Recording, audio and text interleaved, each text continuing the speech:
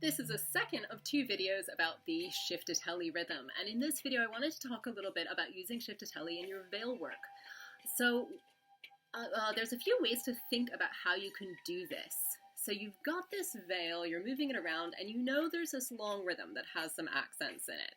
So one option you've got is to use the veil on the accent, so that's when the veil becomes the focus. Let me give you some examples here.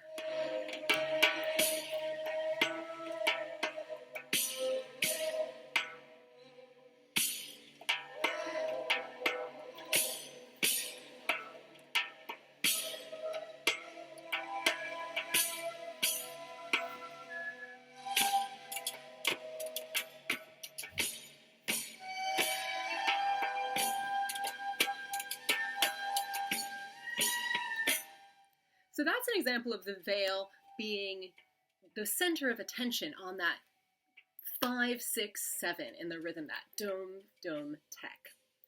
Alternatively, you can use the veil for throughout the rest of the rhythm, and the dum, dum, tek can go with your hip moves. This would probably be my default, because on an accent, I often have a feeling of sharpness or precision, and I feel like my body, particularly my hips, can do that better than something big and floaty like a veil. So I'll give you an example of what that would look. So moving the veil through the rhythm and then keeping it more still to emphasize my body motion on the accent.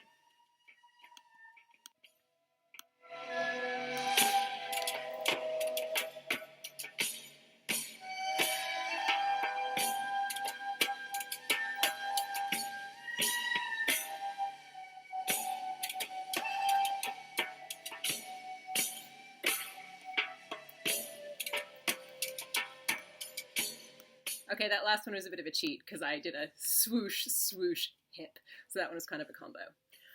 So those are some things you can think about. Whether you want to emphasize on when you know the rhythm you're dancing to, maybe you want to emphasize the rhythm just for the, maybe you want to emphasize your veil use just for the accent, or maybe you really want to emphasize your veil for the part that's not the accent. The veil can be great on an accent because you can do a big dramatic swoosh or a big dramatic move. That can go really well, but alternatively just focusing on your hip move will give you that kind of precision that a veil doesn't really give you if you really want to emphasize a particular beat.